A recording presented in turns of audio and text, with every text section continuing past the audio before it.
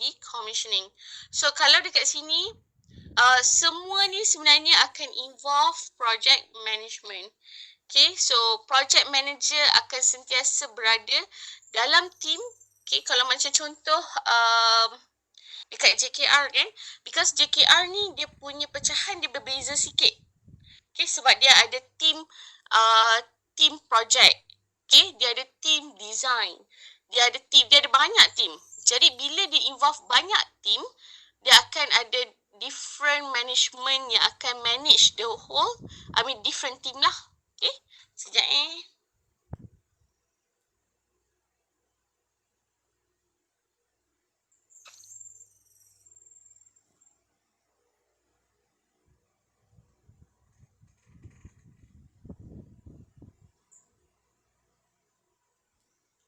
So, kalau kita tengok dekat sini, okay, semasa macam contoh tadi Faiz kata dia buat kerja-kerja evaluation. It's actually on this part lah, okay, tender, document and tendering process. So, dekat sini pun ada design project management yang akan look over lah on the whole team.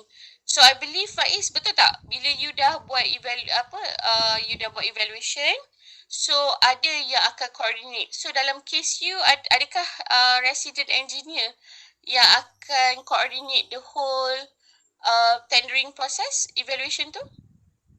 Betul-betul. So resident engineer lah from JKR.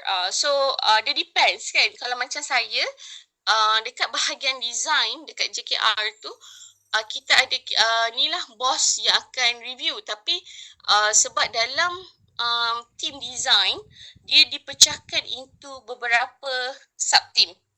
Contohnya macam dekat bahagian saya duduk dekat bahagian kesihatan. Saya rasa Faiz dia duduk kat bahagian pertahanan. So kat JKR ni pun, dia ada banyak sangat bahagian even for the design team. Okay. So, bahagian pertahanan macam bahagian Faiz, dia mungkin ada maintenance, dia ada design team. So, design team dia dekat HQ lah. Macam saya, sebab saya kat bahagian HQ BKSI. BKSI ni bahagian kesihatan. Dalam unit kesihatan ni, dia pecahkan lagi 3 team. So, satu bos akan tengok kepada 3 bos kecil-kecil ni. So, dalam BKSI pun ada 3 sub-boss yang berbeza yang akan tengok kepada different project yang berbeza. So, dia akan assign lah sebab setahun biasanya kalau macam dekat JKR, projek bukan satu je. Projek kadang-kadang berpuluh-puluh, 70, 80, ada sampai 100. Tapi korang kalau let's say lah ada rezeki masuk JKR, jangan terkejut kadang-kadang korang kerja macam nak rak, design macam nak rak, tapi at the end because of budget constraint, okay, project you, apa yang you dah design tu tak diguna pakai. Itu pun juga. Okay, dia tengok kepada politik punya cases jugalah on that time. So sebab tu sebenarnya become an engineer ni you kena very resilient lah kiranya. Okay, because there are the whole apa orang panggil korang kena kuat, okay, yang kalau macam korang dekat bahagian design, consultation, maknanya you adalah consultant, korang punya mental strength tu kena kuat sebab korang nak kena design secepat mungkin dan korang tak boleh salah design. And biasanya bos akan minta korang design kiranya seminimum boleh. Okay, itu kalau you berada dekat bahagian consultant. Kalau you berada dekat bahagian contractor, construction, okay, you punya task tu biasanya penat you adalah nak kejar deadline. So, because bila you nak kejar deadline, dekat site nanti akan ada berlaku macam-macam masalah. So, bila masalah banyak tu, dia akan delay. So, macam mana you sebagai a very good project manager nak assist balik semua masalah ni, kira nak overcome the problem and at the same time, you nak make sure you punya project is on time. Itu kengkangan you kalau berada dekat construction. Okay, so kalau you berada dekat majlis, itu semua masing-masing ada dia punya own task ataupun kita panggil kalau kita biasa cakap ujian lah, cabaran. Okay, so no matter how, okay, once you become an engineer, makin lama sebenarnya makin tua you akan jadi project manager. So that's why it's very important macam mana you tak nak bawa apa orang panggil sifat marah you, sifat you tak nak, but at the same time you try to make it project you berjaya and succeed on time. Itu je. Sebab kita kena tahu kita bekerja dengan orang, bukan kita bekerja sendiri. So bila kita bekerja dengan orang, kita kena tahu bila kita buat decision, orang tak boleh dengar cakap you seorang je. Okay, it's a teamwork. So kadang-kadang orang punya pendapat you kena guna. Okay, walaupun you project manager, you lead the team, tapi kita pun at the same time kena terima pendapat orang lain.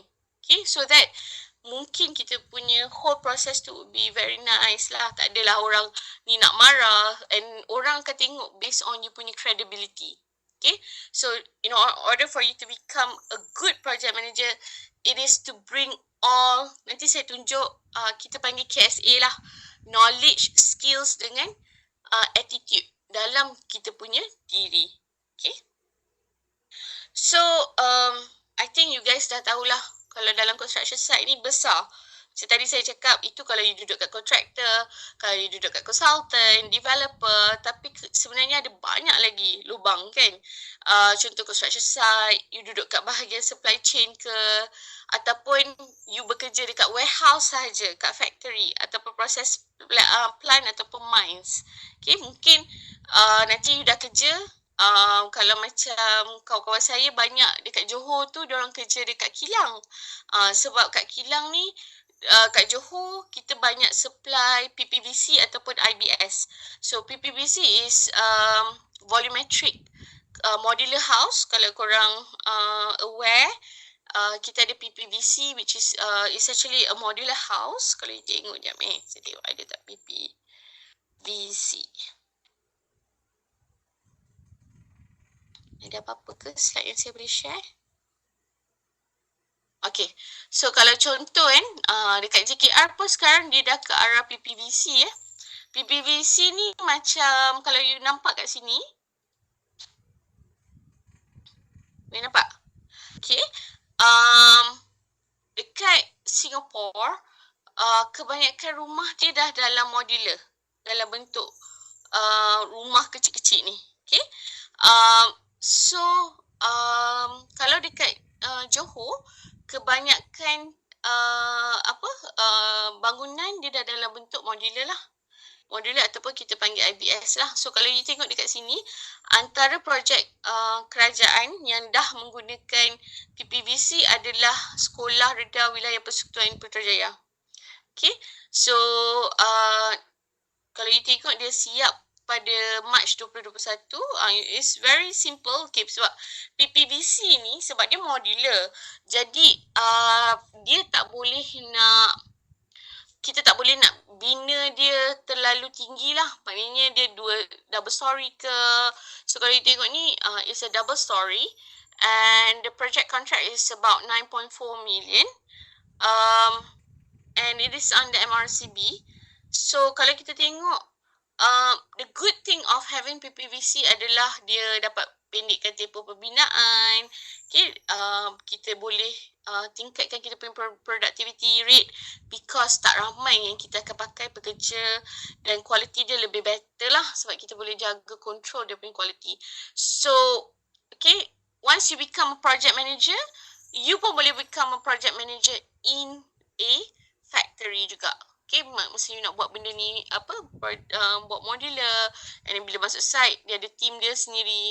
So, you know, the involvement of become a project manager is not only on site, but it involve the whole project management punya life cycle.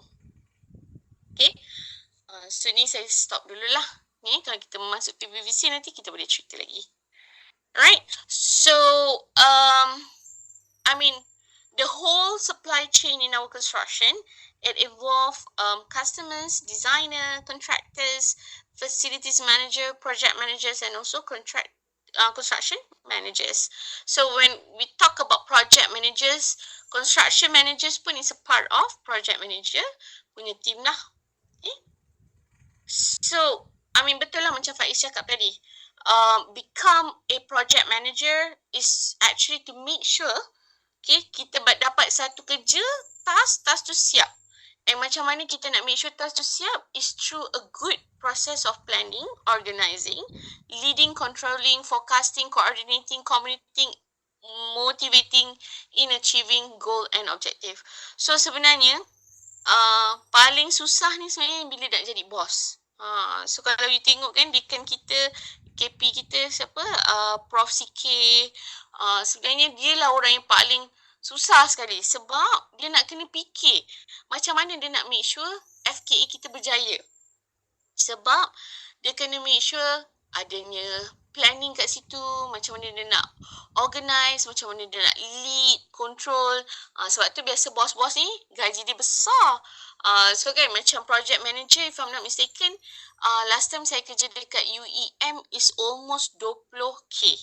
So satu bulan gaji you kalau become a project manager boleh jadi 20,000 lah. Itu kat swasta.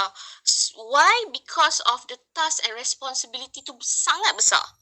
Bila you salah je step, itulah you kena buang kerja, kena turun, kena hack, kena sue. So the task that being given to you is very big. So why, ni dah maknanya kan daripada planning stage you dah kena fikir. Tapi kita tak payah risau because bila kita dekat jadi bos ni, kita ada team yang akan bantu. But how you going to coordinate lah?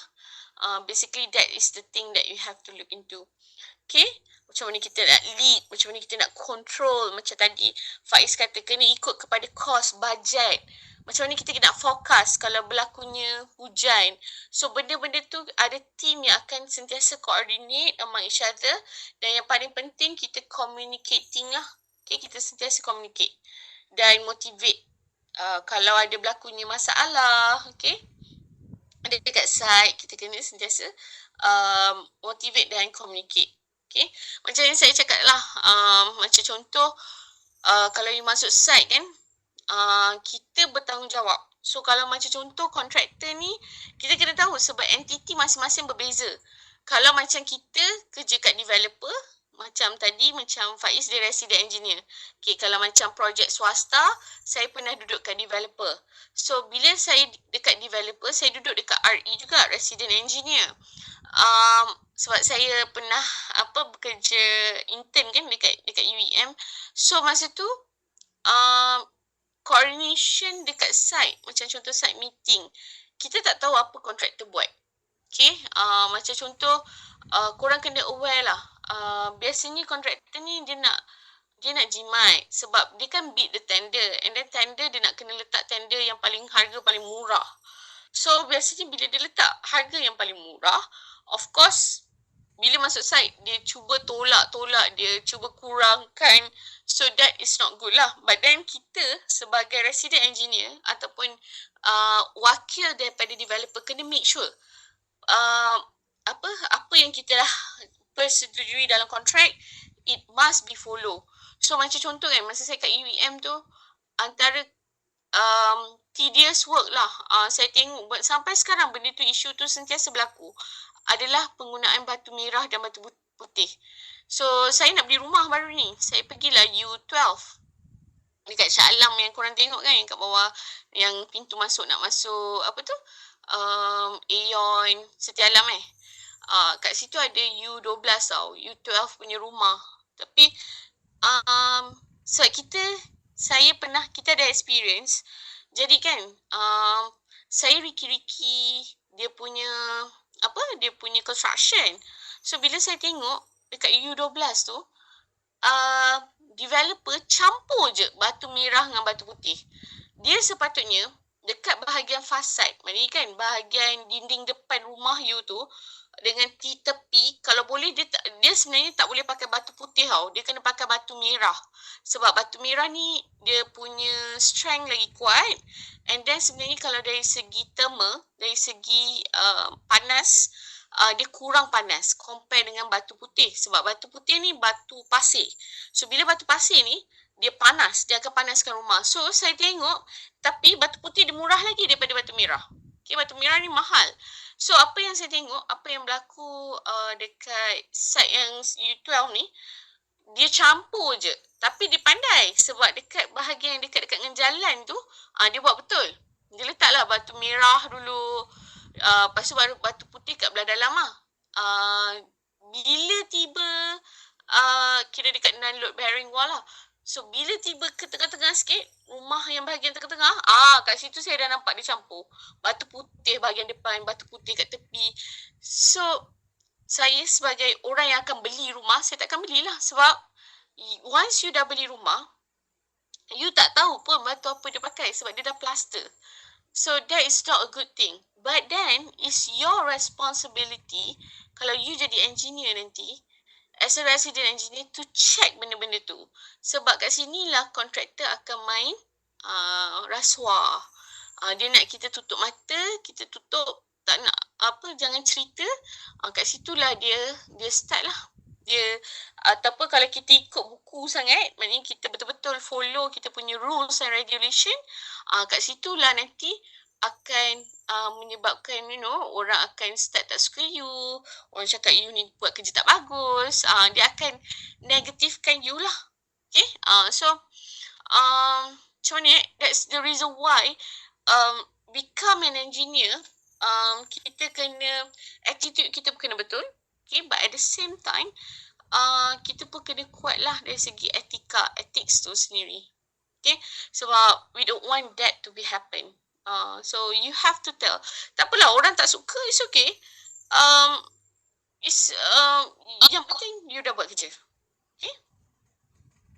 So itulah the involvement in our construction management. So it will involve planning, organizing, leading, control, forecasting and coordinate. So coordinate among each other. Sebab kita ada team yang sangat besar. So macam mana team-team ni akan bercommunicate lah. So masing-masing akan buat kerja masing-masing. Contoh COW, Cloud of Work.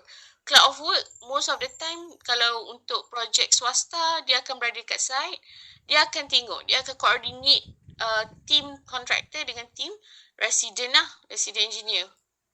Dan every time macam contoh nak tuang konkrit, kita akan panggil engineer untuk check lah semula sebelum dia tuang konkrit kan. Macam contoh kita akan check rebar, bar ni betul tak berlaku. So that's why sekarang ni kerajaan dia dah cuba tukar method kita punya proses construction ni. Sebab instead of kita kat site, sebab tu sekarang ni banyak macam projek-projek PPVC, IBS, sebab dia lebih senang kita nak control dan monitor kalau berlaku dekat factory. Sebab kalau kat factory ni susah sikit lah you nak menipu. Okay, sebab satu factory ni kita kena ada ISO. ISO ni satu standard lah, standard yang akan sentiasa ada quality control yang akan semak. So bila ada proses yang betul, kat situ susah lah nak berlakunya hiccup lah. Kan, kalau macam kalau kontraktor yang selamba ni, yang jenis kat site baru nak tuang, dia boleh tipu, kat situ yang akan berlakunya hiccup. Okay, that's why kerajaan dah try to change, instead of normal conventional, we are moving towards so-called agile lah. Agile ni macam contoh tadi kita cuba buat projek-projek PPVC, IBS, modular. Okay. So the whole definition kalau kita tengok, when we talk about project manager ni, dia akan involve first of course construction management, and then the team of project management dan juga general management.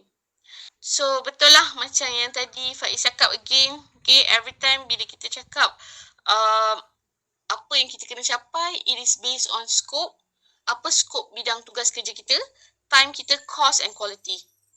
And different stakeholder, it have different needs and expectation. That's why kita kena ada needs identification dan juga expectation lah.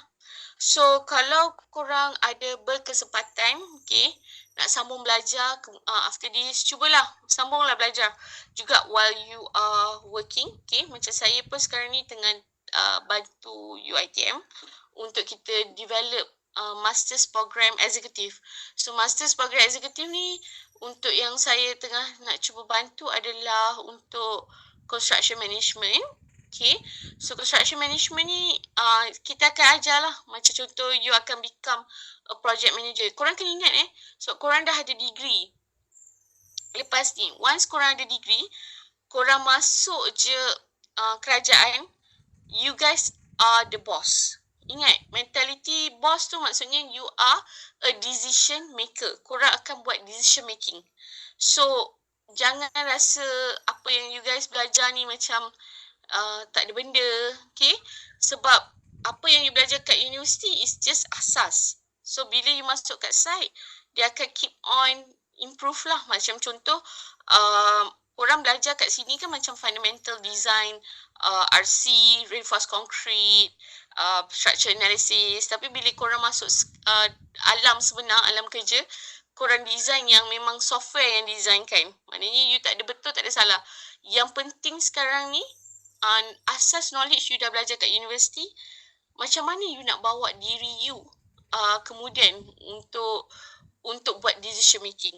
Sebab tu kalau you tanya kalau you berpeluang sambil you bekerja, kalau you ada kat area KL, Selangor ni, ambil lah kursus-kursus macam contoh Masters Program dan banyakkan kursus-kursus persijilan. Sebab persijilan ni lah yang akan bagi you extra marks untuk you senang apply kerja lah. So saya tak sure, korang ada join tak saya masa saya buat kursus BIM Revit 2 minggu lepas? Tak ada Okay, saya akan buka ni tau, maknanya CIDB dia ada keluarkan satu sijil kompetensi untuk BIM Revit. Tapi you have to pay lah RM1,000 in order for you to become Revit modeler punya expert lah kiranya. So called dia ada persijilan. Kat situ kalau siapa yang rasa you guys nak apply kerja mudah, bolehlah join. Nanti saya akan wawarkan bawah Dr. U.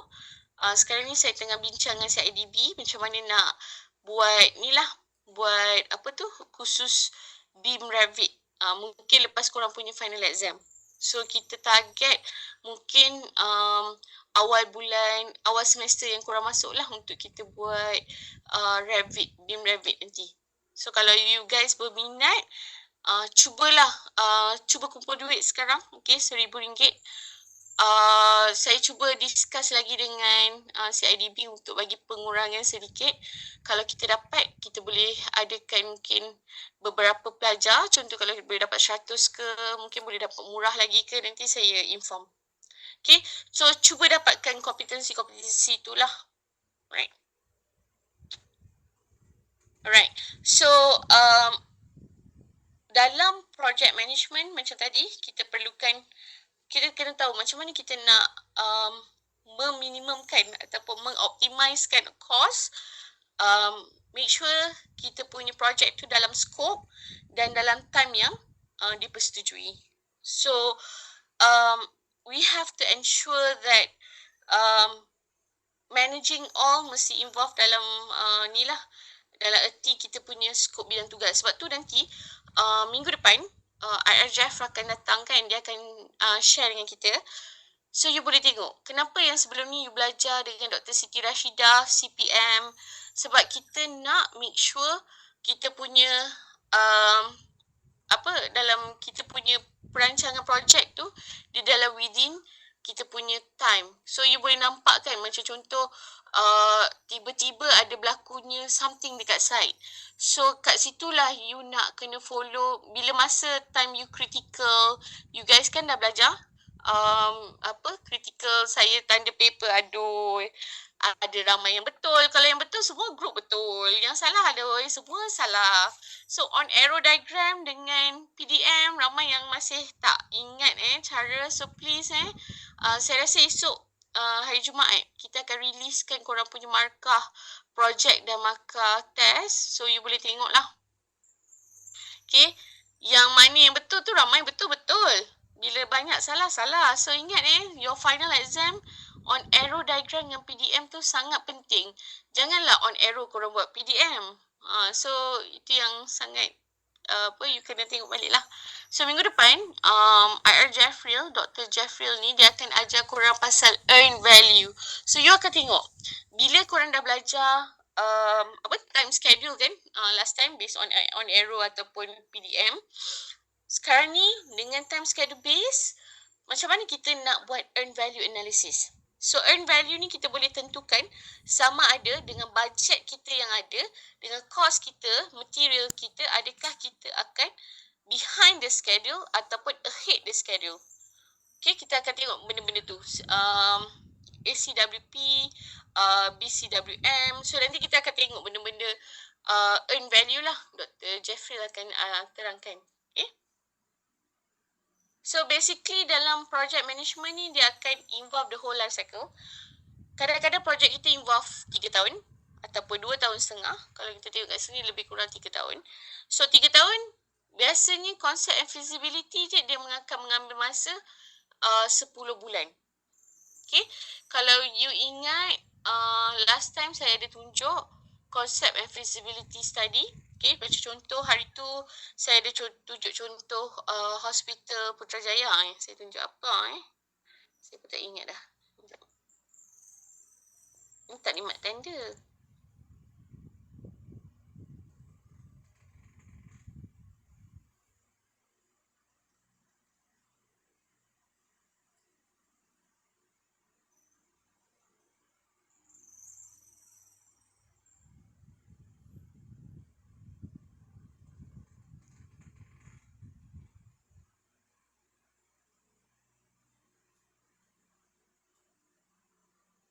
Apa hari tu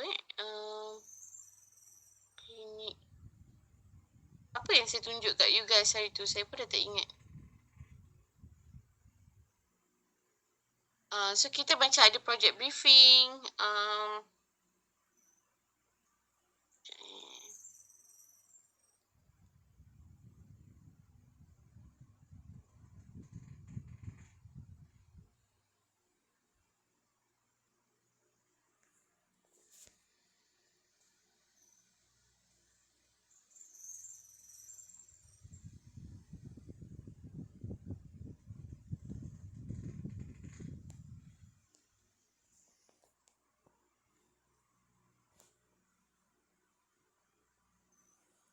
Klinik pergi klinik farmasi kan.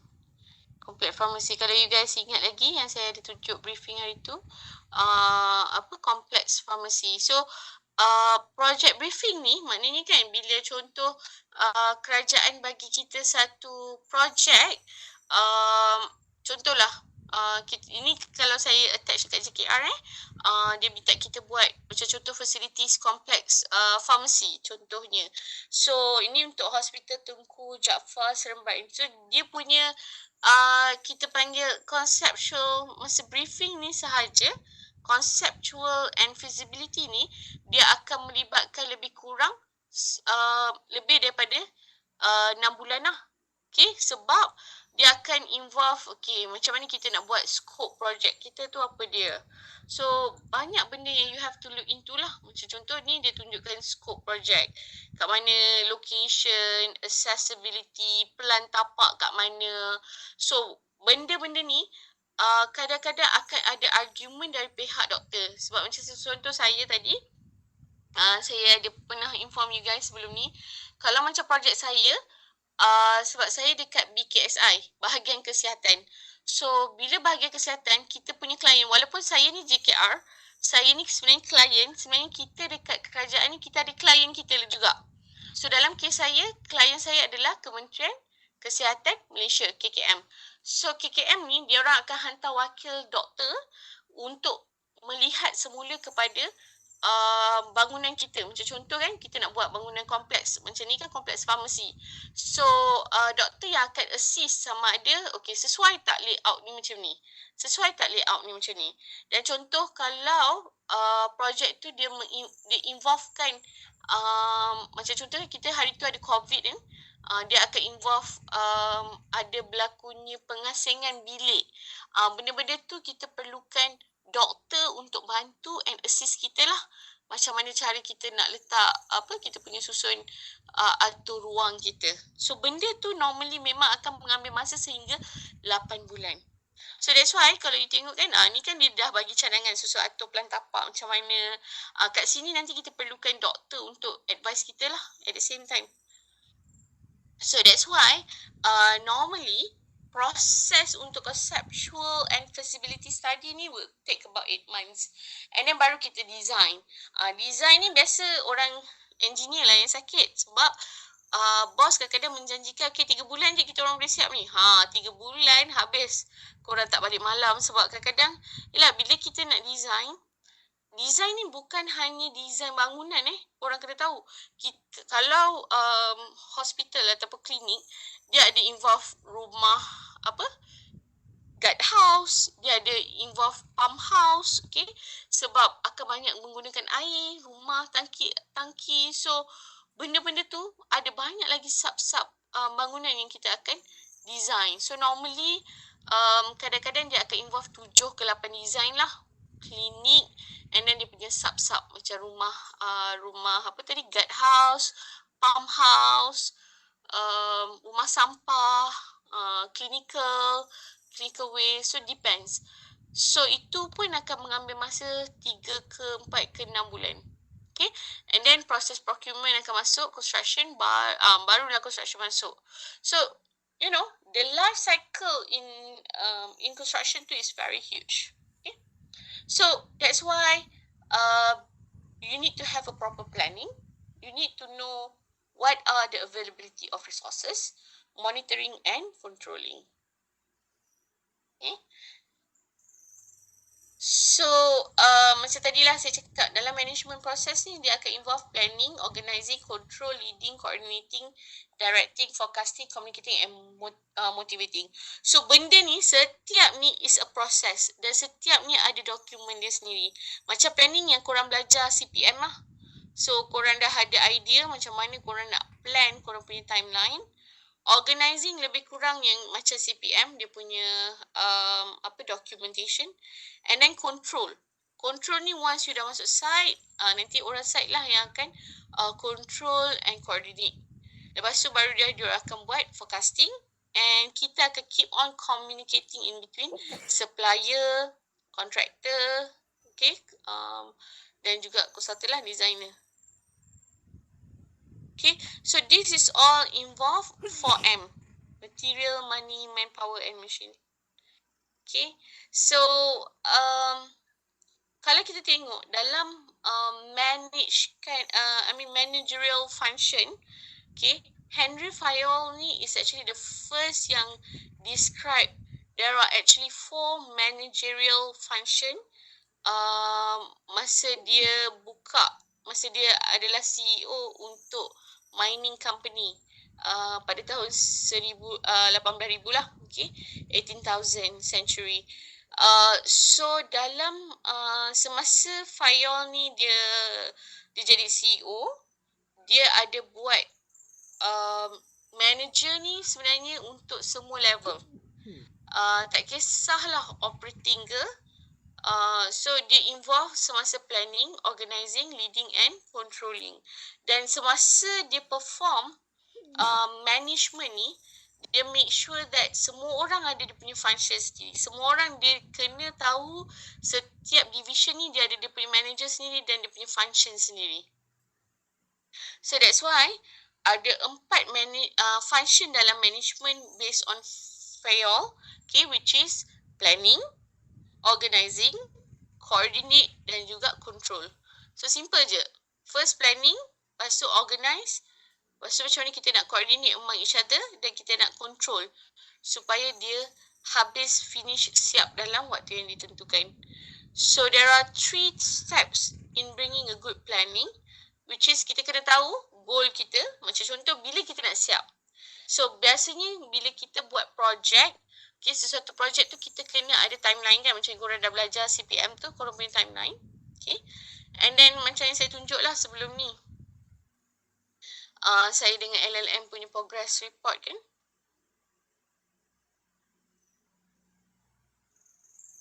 Saya tengok ada tak progress report.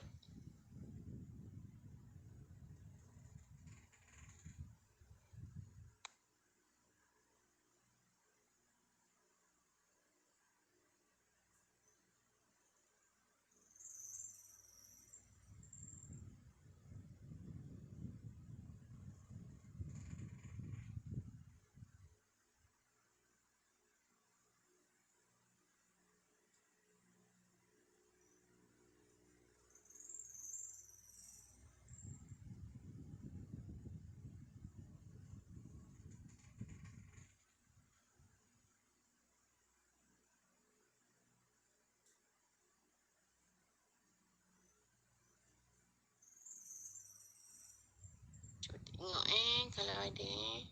Okay. So kan dalam even kita orang punya projek pun kan macam last time saya ada bagi kita kena ada tunjuk progress report. So dalam progress report pun dia perlu ada kita punya plan, actual and then variance lah dekat sini.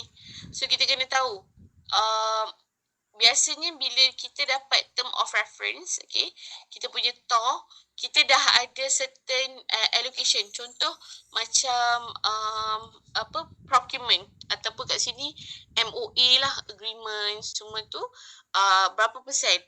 And then lepas tu operation, maintenance kan, dia depends dengan kita punya project, berapa persen sebenarnya yang kita target untuk kita siapkan lah. Weightage kita berapa persen, berapa progress kita. So at the end, kalau kita dapat achieve, kita boleh letaklah 75%. Kat sini baru kita nampak timeline. Dan bila kita buat timeline, kita boleh tahu sama ada projek kita adalah ahead ataupun delay. Okay? Ataupun behind schedule ataupun ahead, ataupun cost kita adalah kita within the budget ataupun over budget ataupun under budget. Kat situ kita boleh tahu based on kita punya S-curve. So nanti minggu depan Dr. Jeffrey akan terangkanlah in detail berkenaan dengan S-curve ni. Okay. So that's the reason why dia involve inilah. Maknanya kita kena tengok apa yang target goal yang kita nak kena achieve. Okay. And the resources. Lepas tu kita kena tahulah macam mana kita nak organize. Okay. Manage kita punya team. And again, leading lah. So leadership ni biasanya dia akan menggunakan power, influence, vision dan persuasion. So normally kadang-kadang ni boss ni dia ada vision dia yang tersendiri. Okay. Macam contoh saya masuk UiTM, saya tengok boss kita Prof KP kita, Prof CK, vision dia macam mana. So kita boleh nampak dia ni sentiasa apa-apa program dia nak kita involve dalam satu team.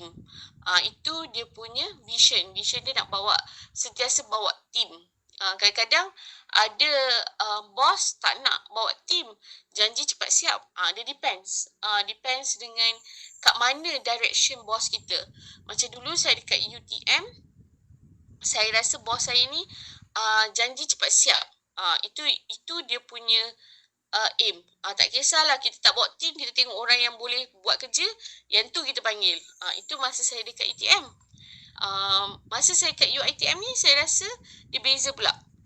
Kita punya leader ni, dia nak apa-apa kita buat, kita mesti datang dalam team. Sebab walaupun ada orang yang tak bekerja ke, bila kita panggil, dia nak semua orang ada. And dia nak semua orang dapat belajar sama-sama. Dia tak naklah kalau orang A ni tahu, orang A je yang buat.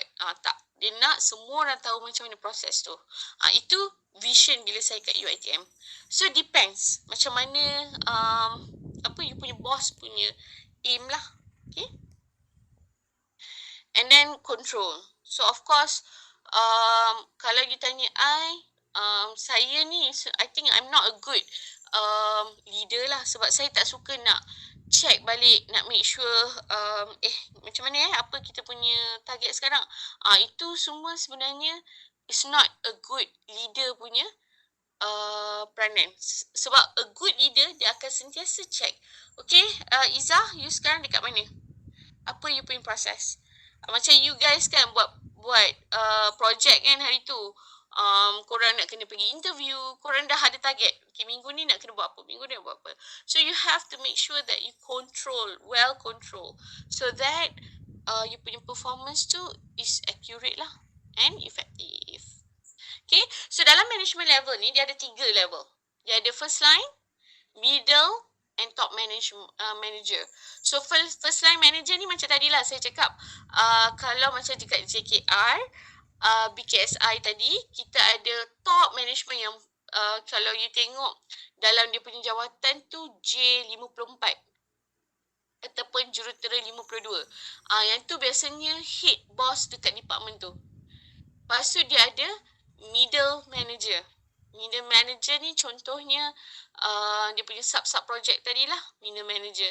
And then dia ada first line manager yang akan based on daily day to day punya ni lah. So mungkin dalam project A ni dia ada lagi team dia. So that would be first line manager. So this is actually how the level of management lah. So kalau kita tengok top manager ni biasa CEO. Lepas tu kita ada middle manager, first line and nine management. So nine management ni lah yang akan sentiasa membantulah clerk ke penolong jurutera ke. This is nine management. So kalau kita tengok Mintzberg, dia kata managerial roles ni ada 3. Interpersonal, information and decisional. So untuk you jadi a good manager, kita kena ada 3 orang kata behavior ni lah. Okay, a good interpersonal.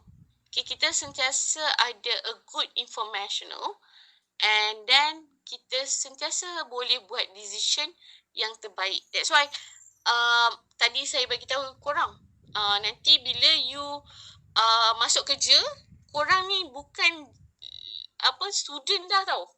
Korang kena tahu korang adalah level boss. So bila level boss, korang kena tahu macam mana you nak buat decision. Okay, and decision ni dia akan involve yang tadilah, macam mana you nak buat decision yang terbaik. Okay, sebab korang akan rasa, aku ni dah baru lepas grad. Lepas tu diorang tanya aku macam nak buat pula. Sebenarnya tak Korang kena tahu, bila korang masuk site je, automatik korang ni dah kena bagi decision. Okay. Okay, Siti boleh mic mute tak? Ke Siti nak bercakap? Ada soalan tak until now? Semua okay?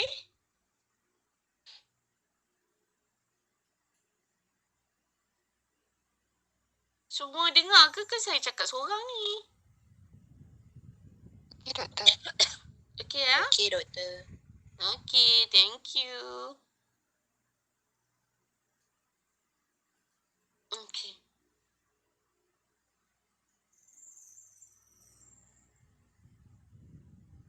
So, nanti korang tengoklah. Okay, dalam managerial roles ni kita ada interpersonal. Okay, so interpersonal ni basically dia symbolize organisation. Okay, kita ada figurehead role, kita ada leader role, kita ada liaison role. So, biasanya kalau figurehead ni orang yang sentiasa macam orang kata mencapap lah. Sebab kadang-kadang orang yang mencapap ni kan orang boleh dengar, orang suka dengan dia. Sebab dia punya orang kata dia punya credibility dia untuk bercakap, untuk orang suka dengan dia. That's why biasanya dekat managerial roles ni kita ada figurehead role. Leader ni biasanya dia tak banyak bercakap, tapi dia ada very high encouragement. Dia punya mission dia tu lebih daripada orang lain lah. Dia boleh nampak, dia boleh fokus apa yang akan berlaku. Liaison ni biasanya orang ni dia boleh coordinate in between team dengan team lah. Yang tu saya tengok memang, kalau saya personally, saya akan buat kerja semua sendiri je. Saya tak gerti nak arahkan orang. Sebenarnya tak bagus sebab you akan penat, Okay, you tend untuk bercakap, orang lain punya kerja, benda tu sebenarnya tak bagus. So, it's good to have all this team lah. Maknanya Liaison, dia bagi tahu lah, okay, A, you tolong buatkan ni, B, you buat ni. So, nanti you guys just update. Apa update kita? Macam hari tu, brochure, you guys dah siap ke? So, bila kita adanya team, kita boleh pecah kerja dan kita tak banyak kerja lah. Maknanya, we are happy with the project yang kita dapat. Okay. And then kita ada informational. Okay, yang akan sentiasa monitor. Lepas tu ada yang disseminate.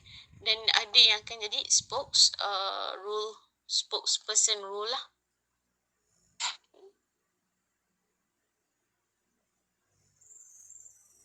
Okay, ni nanti korang tengok je lah.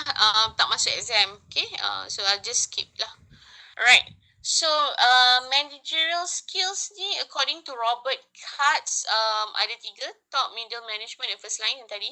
Yang penting kita kena ada sentiasa ada conceptual skill, human skills dengan technical. Maknanya technical korang kena sentiasa ada knowledge.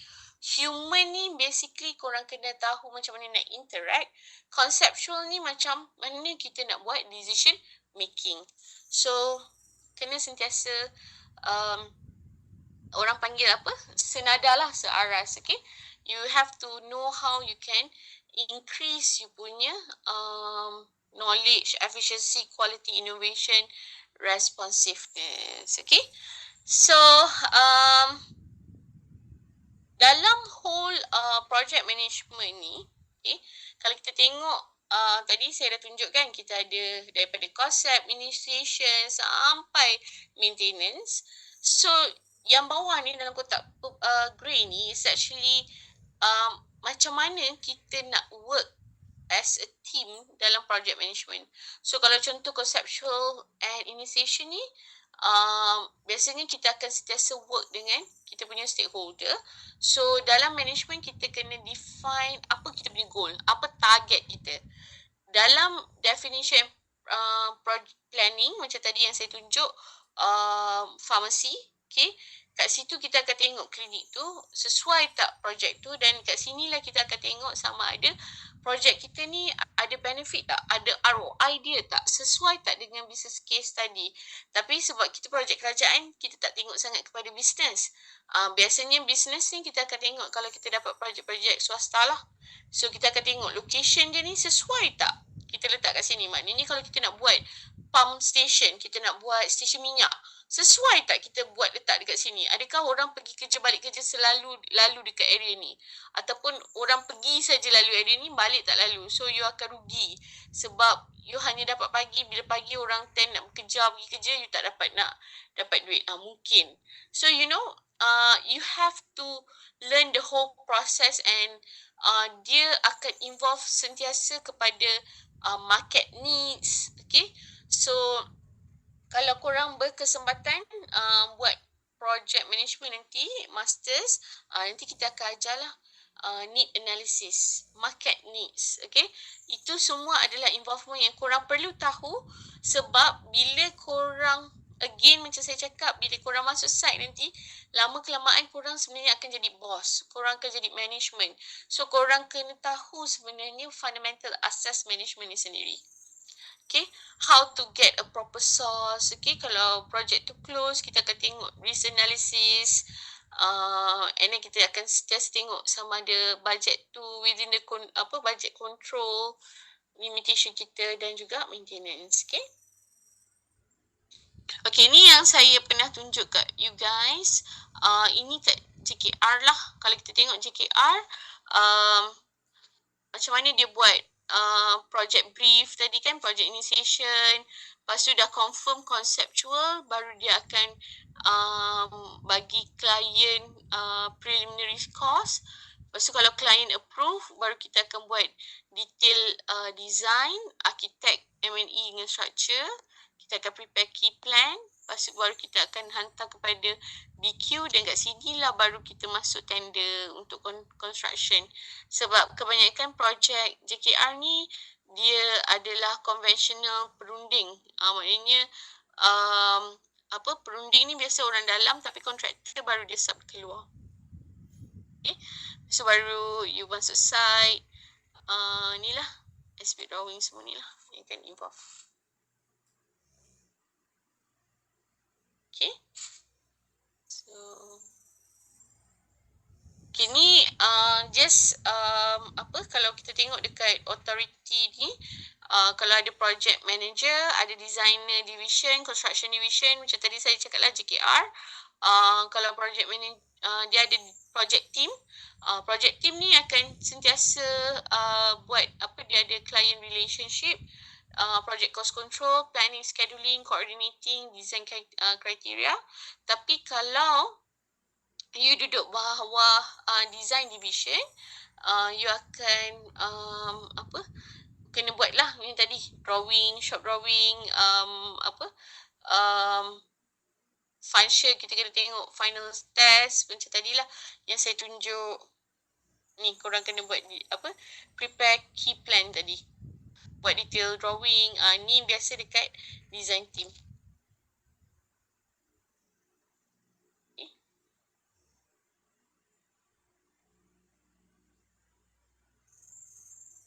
Ini kita ada construction team lah, buat project construction. Okay, so ni nanti you guys boleh go through. I want you guys to go through.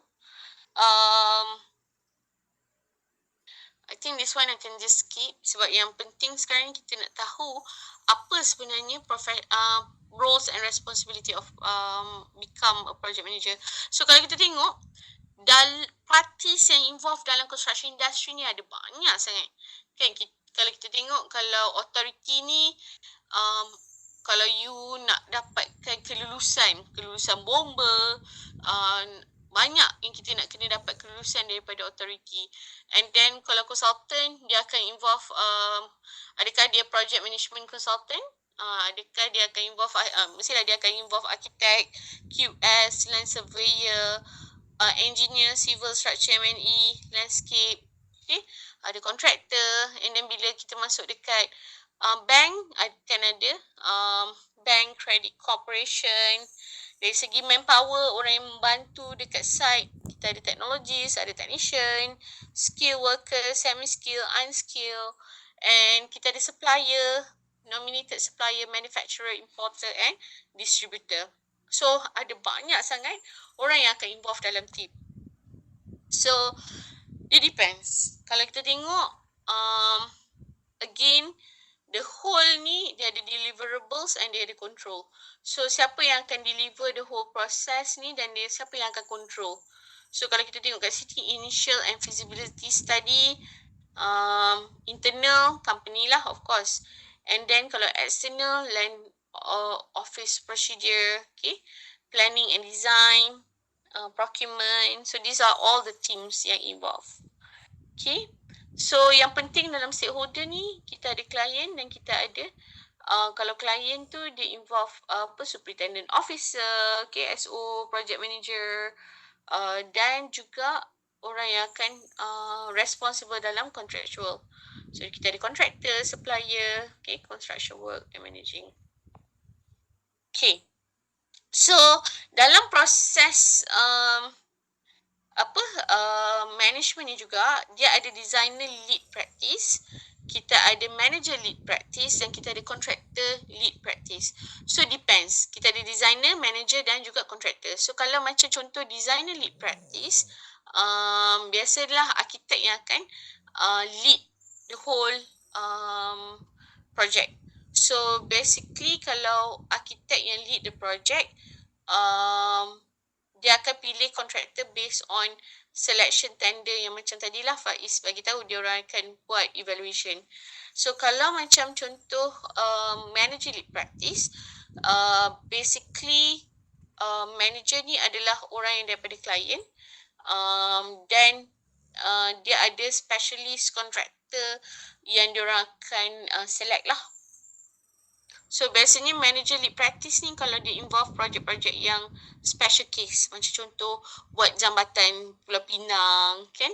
So dia ada special project yang involve, dan sekiranya it involve contractor lead practice, yang ni yang normal lah. Okay? Kita tahu contractor dia nak siapkan projek, so dia punya strength dia akan make sure the project finish on time lah. Okay? So these are all the responsibilities of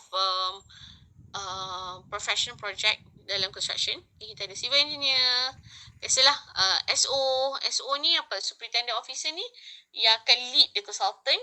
Okay, dekat JKR, dia yang akan approve kalau ada new variation order. Kalau tiba-tiba macam contoh, macam saya cerita sebelum ni, saya tak tahu saya ada cerita ke tak, macam hospital Pasir Gudang. Hospital Pasir Gudang ni, diorang plan, diorang nak buat semua apa pakai IBS.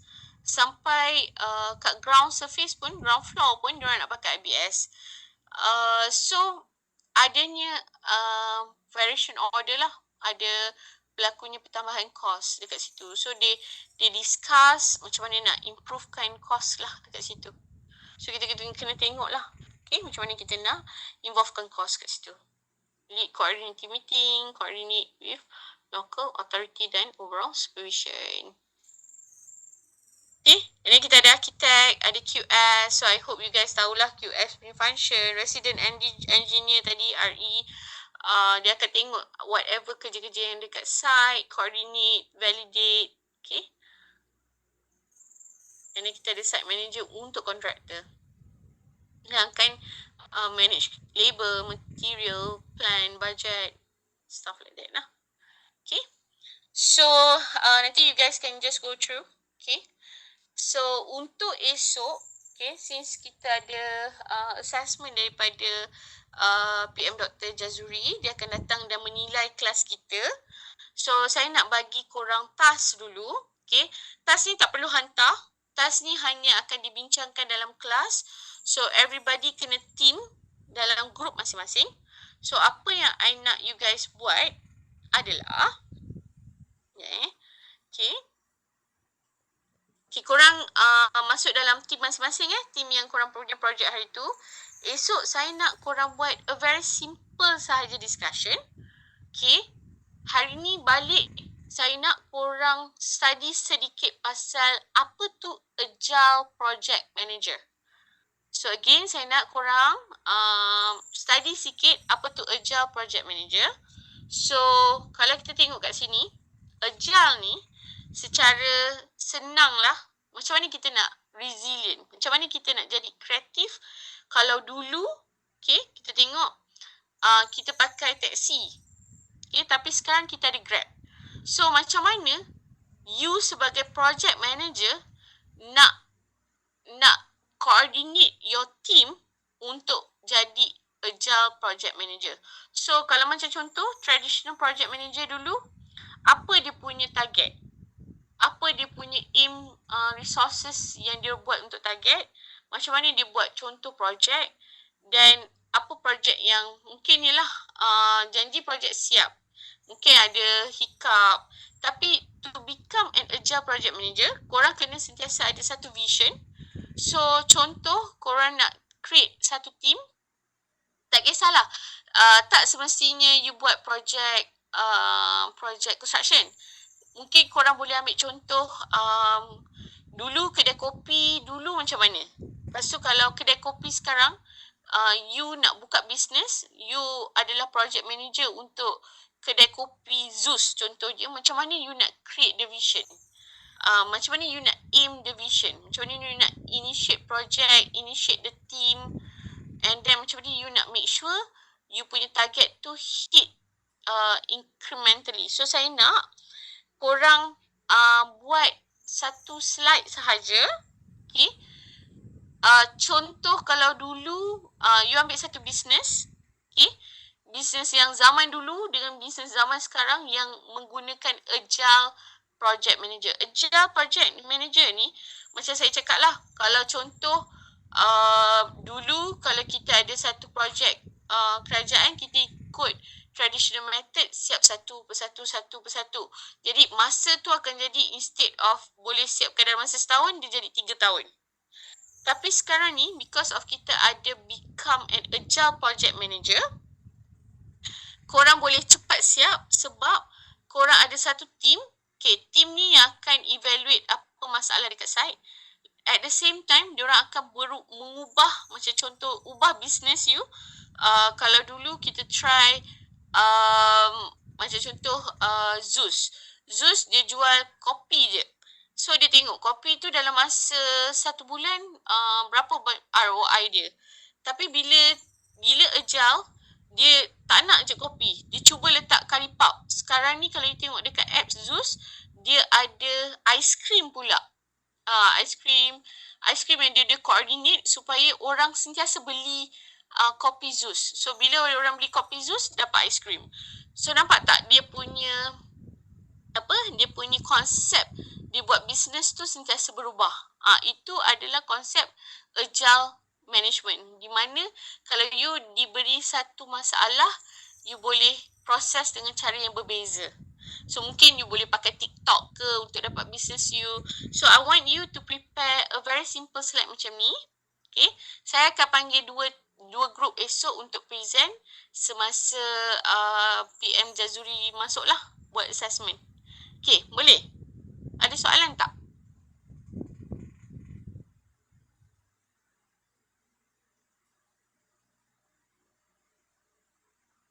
Kelas? Boleh dengar ke?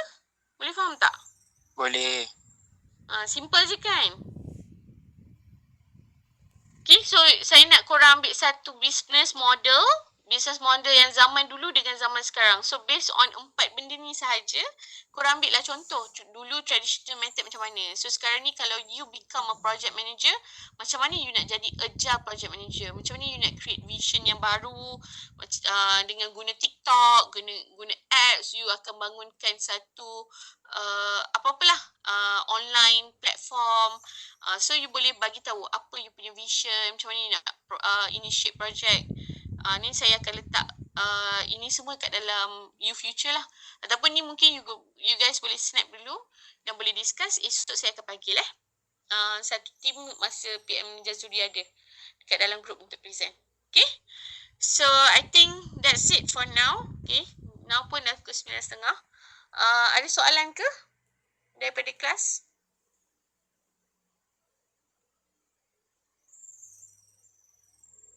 Ada? Tak ada.